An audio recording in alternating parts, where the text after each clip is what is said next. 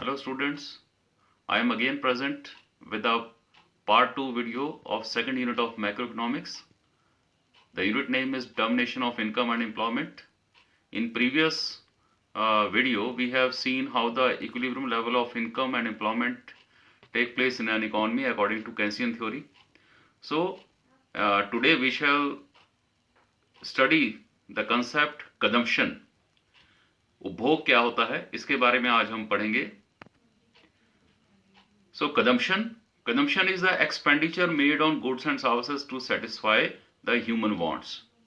So मनुष्य की आवश्यकताओं को पूरा करने के लिए वस्तुओं और सेवाओं पर जो व्यय किया जाता है उसे उपभोग कहते हैं.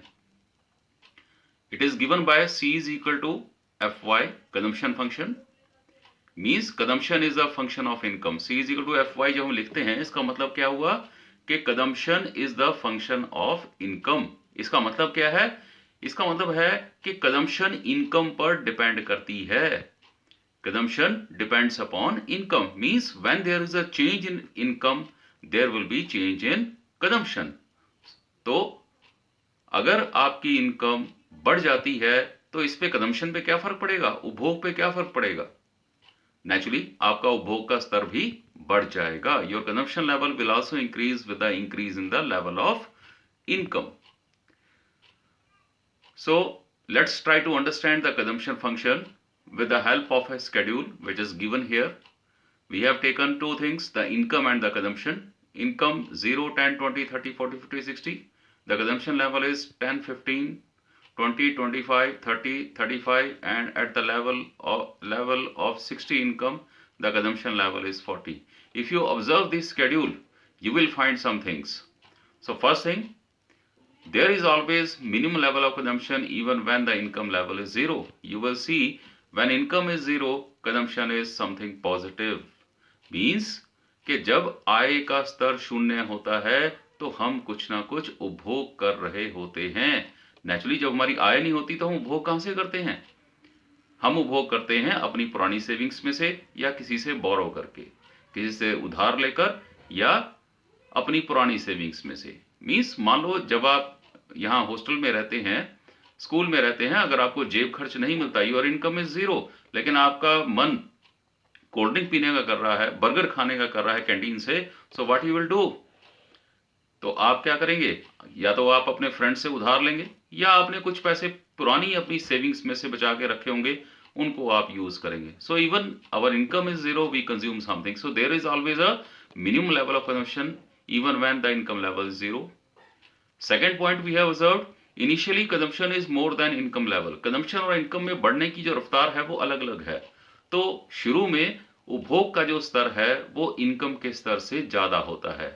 As the income increases, consumption also increases because they have positive relationship, income and consumption. तो जैसे जैसे आय बढ़ रही है, consumption का लेवल भी बढ़ता जा रहा है.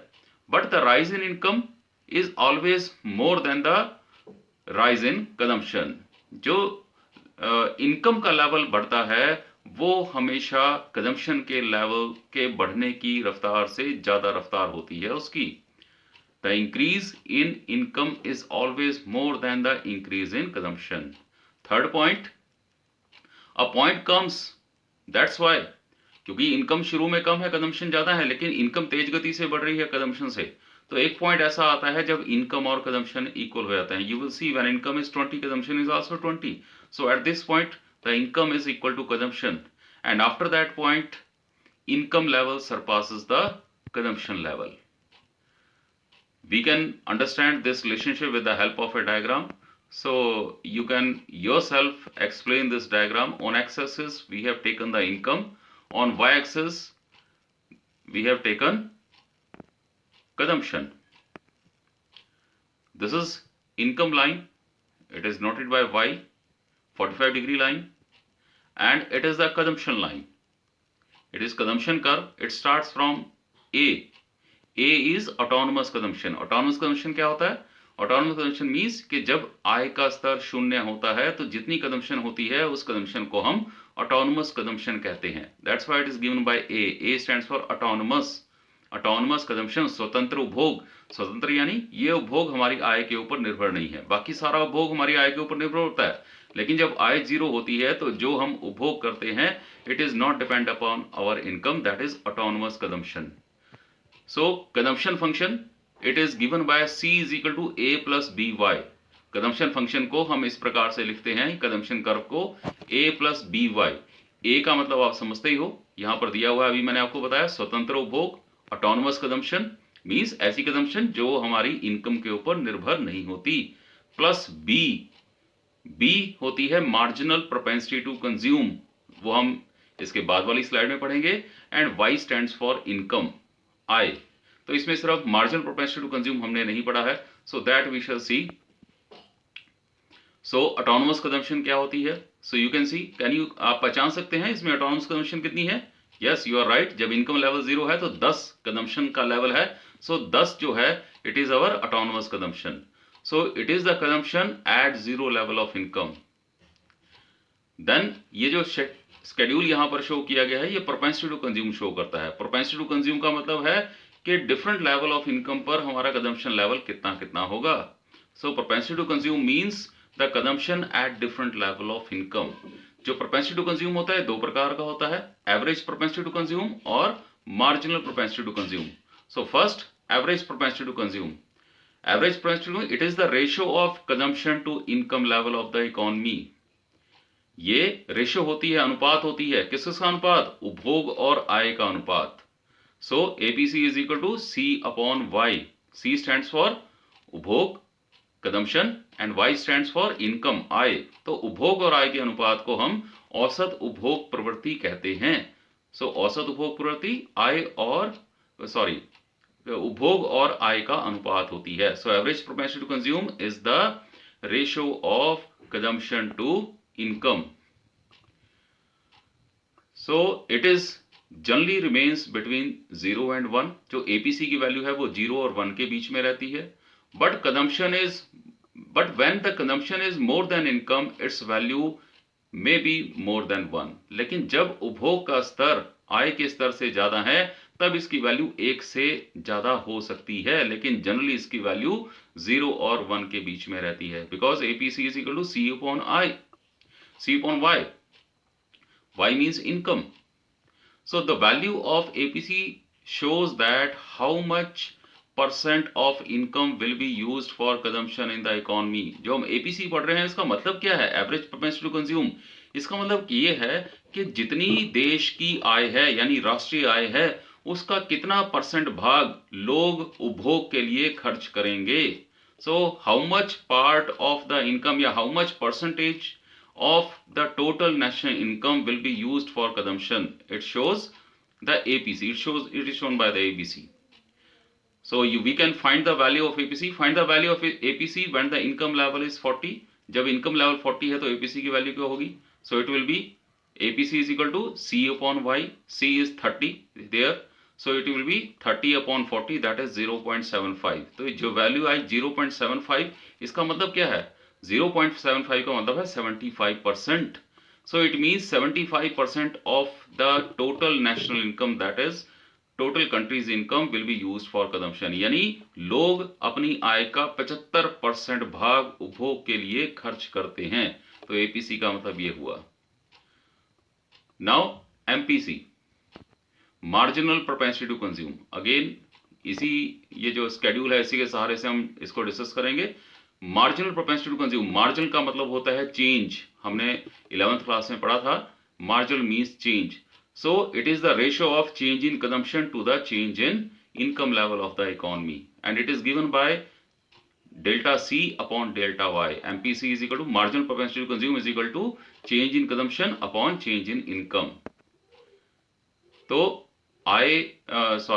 उपभोग में परिवर्तन और आय में परिवर्तन के अनुपात को सीमांत उपभोग प्रवृत्ति कहते हैं. और इसको कैसे लिखते हैं? MPC is equal to delta C upon delta I. उपभोग में परिवर्तन अपॉन आय में परिवर्तन. इसकी जो वैल्यू है इसकी वैल्यू भी 0 और 1 के बीच में रहती है. Its value also remains between 0 and 1. ये दर्शाती क्या है? इसकी वैल्यू क्या दर्शाती है? The value of MPC shows that how much % of changed income will be used for consumption. Changed income के जो आय में परिवर्तन आया है उस उस आय का जो परिवर्तित आय है उसका कितना भाग हम उपभोग के लिए खर्च कर देंगे. So how much percentage of changed income. Remember यहां पर चेंज्ड इनकम के बारे में कि जो इनकम में चेंज आया है, the part of income which is changed, so how much percent of that part will be used for consumption, that is shown by the MPC. So we can find the MPC when income level increases from 40 to 50. जब आय का स्तर 40 से 50 हो जाता है तो MPC की value कितनी होगी. तो 40 से 50 इनकम हुआ है, यानी इनकम कितनी बढ़ी है, 10 यूनिट्स. सो इनकम 10 बढ़ी है. और कंजम्पशन में कितना चेंज आया है, sorry it is aggregate demand ऊपर लिखा हुआ है, it is not aggregate demand, it is consumption. So consumption में कितना चेंज आया है, इट इज 40 टू 45 हुई है, यानी 5 यूनिट्स का चेंज आया. Please correct it. यहां पर एडी नहीं है, जो ऊपर लिखा हुआ है, जो स्केड्यूल में इनकम और एडी लिख दिया है, ये गलती से लिखा गया है. So it is not AD, it is consumption. So 40 से 45 कंजम्पशन हो गई है, तो चेंज आया है 5 का. So it will be change in consumption, क्योंकि एमपीसी होता है change in consumption upon change in income. So change in consumption है 5 और चेंज इन इनकम है 10. So it will be 5 upon 10, that is 0.5 या 50. तो इसका मतलब क्या है, 50%. यानी जितनी हमारी इनकम में चेंज आया है, यानी 10 का जो चेंज आया है इनकम में, उस 10 का 50% भाग, 10 का 50% होता है 5, यानी 5 रुपए उपभोग के लिए खर्च कर दिए जाएंगे. So it means 50 parts of change income will be used for consumption. Okay. Now your assignment for today. Your assignment is, what is average propensity to consume? What is its formula? Same question. What is marginal propensity to consume? What is its formula? And third question is, what is the difference between APC and MPC? ये difference आप 3 लिखेंगे. पहले दोनों का meaning, बीच में line खींच के एक तरफ एपीसी लिखेंगे, दूसरी तरफ MPC. First difference will be of meaning, second difference will be of formula, और तीसरा डिफरेंस होगा what it shows. Thank you.